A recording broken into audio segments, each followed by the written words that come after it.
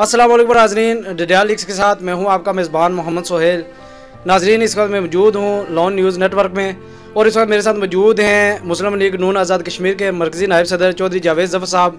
चौधरी जावेद ज़फ़र साहब आज एक वफद के हमरा जो है वो AC ऑफिस डडियाल में गए, वहाँ पे कुछ तल्ख़ जुमलों का इस्तेमाल हुआ।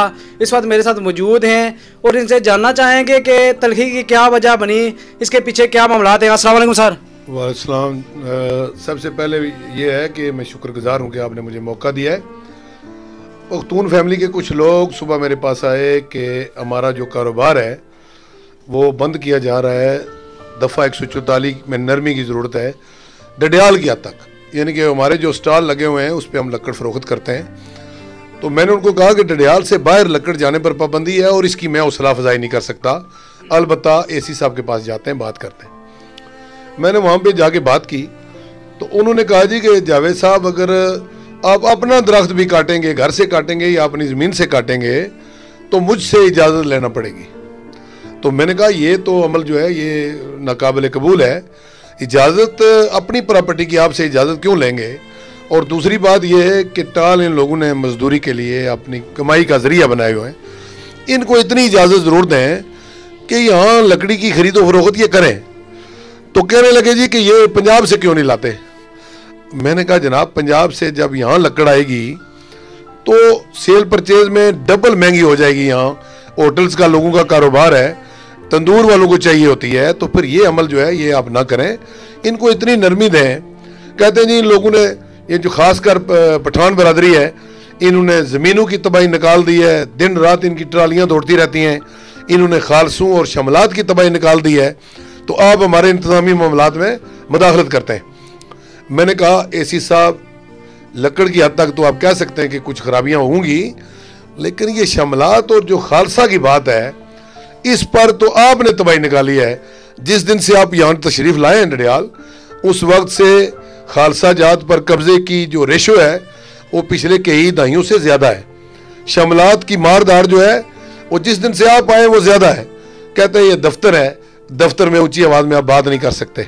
मैंने कहा ये दफ्तर आपका ज़ाती नहीं है, ये सरकारी प्रॉपर्टी है और इसमें आप मुलाजिम के तौर पर बैठे हैं, आप हुक्मरान के तौर पर नहीं बैठे, मुझे डिक्टेशन न दें। फिर उनका जो रवैया था, मैं ये नहीं कह सकता कि मैंने भी कोई लिहाज किया है, ना मैं करना चाहता हूँ, मैं करूँगा भी नहीं, इसलिए कि हम अपने घर से खा के लोगों की खिदमत करते हैं। ये डडियाल में ये रवश जो है कि जो भी इंतज़ामी सरबराह आता है वो चंद खड़पैंचों को साथ मिला के मार दाड़ करता है, कब्जे करवाता है और लोग हश हश करते हैं। मैं उनमें से नहीं हूँ, ना कभी ज़िंदगी में इंतज़ामिया की दलाली की है, ना इंदा करेंगे। कभी ताजरों को तंग किया जाता है, कभी कसाबों के पीछे पड़ जाते हैं, और 4-6 लोग हैं जिनके आगे अगर इंतज़ामिया का सरबराह या रंगमाल बना हो तो उसकी निशानदेही जो है वो लाजम हो जाती है। और मैंने आज वही किया। फिर मैंने जो खदशात और तफजात थे उनने खुद छेड़ी ये बात कि इन लोगों ने खालसों और शमलातों की तबाही निकाली है। मैंने कहा जी मेरे पास जो एविडेंस है मैं 10 दफ़ा आपको दे चुका हूँ, जहाँ जहाँ पे खालसे पे कब्जा हुआ और नाजायज़ हुआ, सैकड़े कनाल ज़मीन जो है वो लोगों ने हड़प की है। आप बंद कबूतर की तरह आंखें बंद करके बैठे हैं, कहते हैं जी कि ये आपकी बातें ये नहीं सुनने वाली। मैंने कहा सुनना पड़ेंगी, इसलिए खुद छेड़ा है तो बातें सुने। फिर जो दूसरी बात, उन्होंने कहा जी मुझे डिटेल दें कि कहाँ निशानदेही हुई है, कहाँ कब्जे हुए। मैंने कहा 2-4 दिन पहले मैंने आपको फ़ोन पर बताया कि फ़लाँ जगह पर कब्जा हो रहा है, आपने क्या किया उसके लिए? ये बताएं कि आपने एक निशानदेही की है सोशल मीडिया पे कि छुत्रों के मुकाम पर किसी तालाब की ज़मीन पर जो कब्जा है, ये क्या कहानी है? ये इंतज़ामिया, पुलिस, DC सब इस बात के गवाह हैं कि एक केस अदालत में है और अदालती कार्रवाई वहाँ पर पेंडिंग पड़ी हुई है। इस इंतज़ामी सरबराह ने अदालती आर्डर को भी बिल्डोज करवाया और वहाँ पे कब्जा हुआ।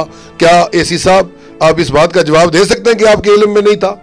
आपकी निगरानी में वो कब्जा हुआ, दीवार बंदी हो गई और आप कहते हैं मैंने कुछ नहीं किया। मैंने तो साबित किया है। और कल परसों एक और मामला था, उसकी मैंने निशानदेही की। AC साहब ने कहा जी मैं सुबह एक्शन करूंगा। आज मैंने याद करवाया कि उस पर आपने क्या किया है। ये गलत बयानी है, ये टोटल गलत बयानी है। मैं चौक में बैठता हूँ, आप साफ़ी हजरात AC साहब को वहाँ बुलाएं, 200-400 बंदा इकट्ठा करें। अगर ये बात साबित हो जाए कि मैंने इस चीज़ की हौसला अफजाई की है कि लकड़ यहाँ से स्मगल होनी चाहिए, तो मैं कहता हूँ अगर मैंने ये बात की है तो मैं सजा का हकदार हूँ, और अगर एसी साहब गलत बयानी से काम ले रहे हैं तो ये उनका अपना ज़र्फ है।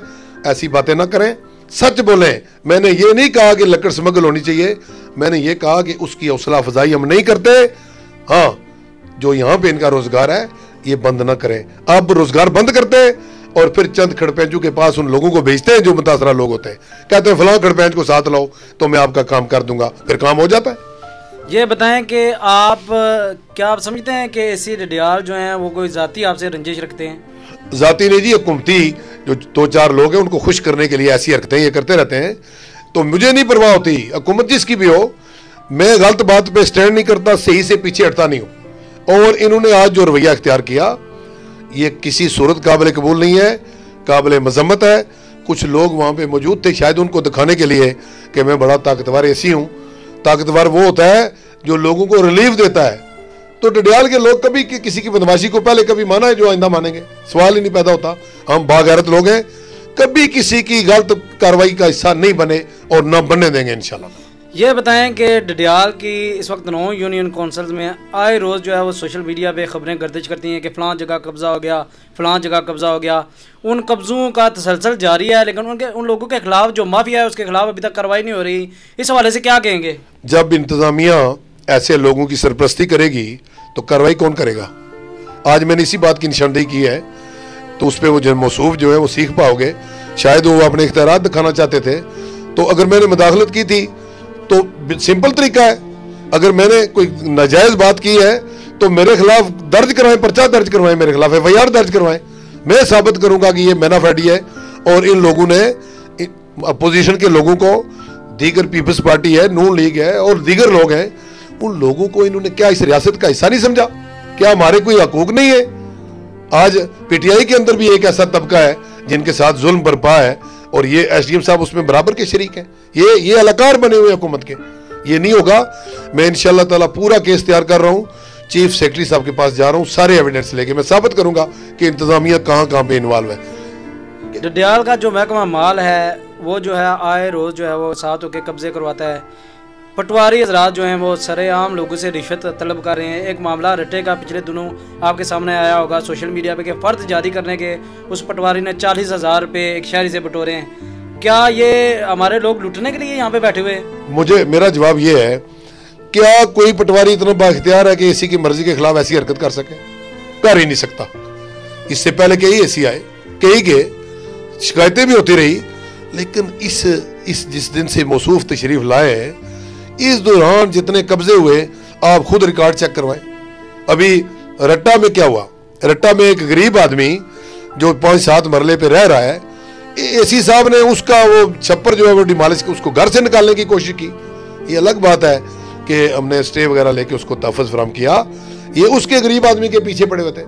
तो मैंने एसी साहब को उस वक्त कहा कि ठीक है, खालसों पर कब्जे खत्म करवाए, लेकिन कार्रवाई हुकूमती पार्टी से शुरू करें ताकि पता चले कि इंसाफ हो रहा है। हुकूमती कारिंदों को तो इजाजत देते हैं, ये जिधर दिल करता है कब्जे कर लें, जिधर दिल करता है, तालाब है, मस्जिद है, स्कूल है, करें कब्जा।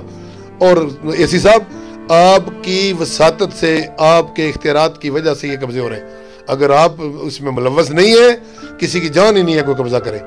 अपोजिशन में आप लोग मौजूद हैं, मुस्लिम लीग नून के आप नायब सदर हैं आज़ाद कश्मीर के। आपने कोशिश की है कि यहाँ पे अपोजिशन की जाए, लेकिन पीपल्स पार्टी और दिगर जो लोग आज़ाद उम्मीदवार की हैसियत से या दिगर टिकटों से जिन्होंने इलेक्शन लड़ा था वो लोग यहाँ पे जो है वो अपोजिशन नहीं कर रहे।